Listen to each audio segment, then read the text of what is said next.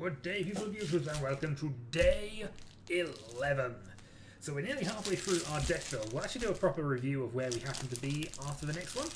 But yeah, we're looking to basically build a creature-based Animar deck. So let's see what we can grab. And this time I think we're going to grab this one, which is Throne of Eldraine, which is the Grim Fairy Tales set that was released fairly recently.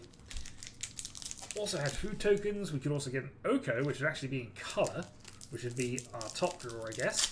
But let's see what we grab. We initially grabbed some Moonlit Scavengers, which is a 6-drop, and when it's the battlefield, if you control an artifact or enchantment, return a creature to its owner's hand. Okay. I mean, we could potentially use that for cascading nonsense, but it'll work. Second card is Merchant of the Veils, which is the first of the adventure cards from this set. So basically we can cast the first half as if it's the instant, and then while it's on that adventure we can cast it for its main cost afterwards. So red, you may discard a card if you draw a card, and then later on we can just play a 2/3 peasant which says discard a card, draw a card, which is a reasonably useful mana sink, and also just allows us to cycle through our cards a little quicker. So unfortunately, I don't think we've got a lot of ways of interacting with our graveyard at the moment. In fact, almost none of them. Youthful Knight. Actually, thinking about that, the discarding thing would be helpful if we actually were able to use our white Reanimator spell that we picked up, which, yeah, unfortunately, we're kind of with Animar now, so white's a little weaker than it would be. 2/1 first striker, but 2. Perfectly reasonable creature. Next up, we go for a Festive Funeral. So I reduce -6/-6 until end turn, where that's the number of cards in our graveyard. So a 5 mana, basically kill a creature spell, which is fine and reasonable. Next up, we have the Return to Nature, which is a disenchant with an extra effect. So choose one, destroy an artifact, destroy an enchantment, or exile a card from a graveyard. It's possible we'll take this just on the basis that it's useful to have one of these type of effects available to us, especially if we have a way of searching it up later. Next we have a land, a Witch's Cottage, which basically is a swamp as well as its other types, and enters the battlefield taps unless we draw 3 or more other swamps. When it enters the battlefield untapped, I can put a creature from my graveyard on top of my library, so a little bit of play extension, a bit of recovery. But not especially useful because, again, we are not in black.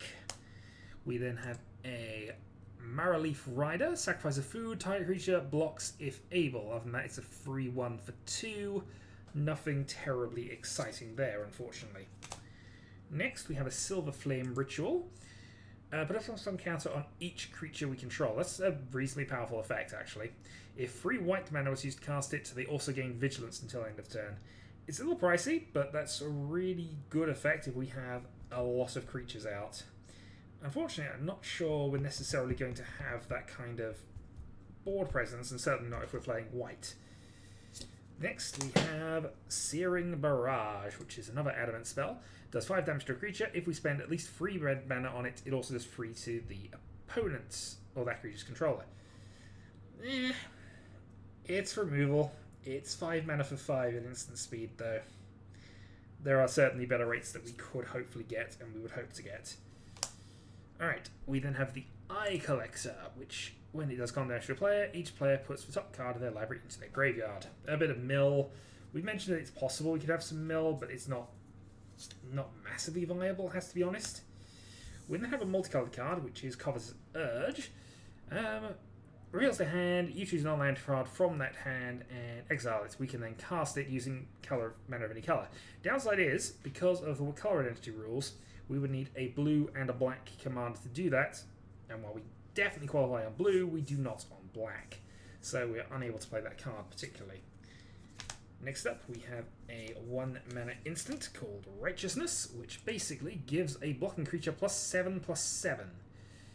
So a really effective and powerful combat trick. Unfortunately, in white, this is not looking like the best booster pack for us. I'm just thinking about this. Red Cap Melee does 4 damage to target creature or planeswalker. If a non-red permanent is dealt damage this way, we sacrifice a land. That's a bit of a high cost. So for 1 mana, we could do 4 damage to something. But sacrificing a land unless we target a red thing is a little Yeah, it's not great. The final card is the Charming Prince, which is a really good spell. When it enters the battlefield, we choose one. We can either scry 2. Hey, we can go back to scrying again. Gain 3 life, or exile a creature we control and return it to the battlefield. Now, why that's relevant is that it allows us to reuse these sorts of enter the battlefield effects, similar to the Moonlit Scavengers, etc. Our remaining 2 cards are a human token and a forest. So 3 picks from this.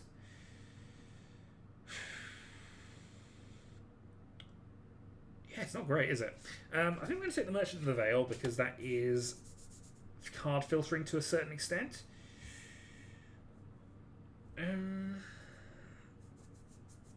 The Moonlit Rogue would cascade with the thing here. I guess Return to Nature, just so we got that effect. And I might hedge here and just take the Charming Prince. Taking the Charming Prince means we're not guaranteed to go back to Animar here, and it gives us the option of potentially still going white and something, because we have 2 partner white commanders. We can always go blue or red alongside white, and also having scry, not the worst. So it's unfortunately that kind of booster. We could have taken the Moonlit Scavengers, but I don't feel that the 1 bounce effect for 6 mana is enough. Even though it's on a 4/5 body, we would potentially get a cascade out of it. Potentially it would be cheaper with Animar or hedging on the Charming Prince. I think we're going to take these.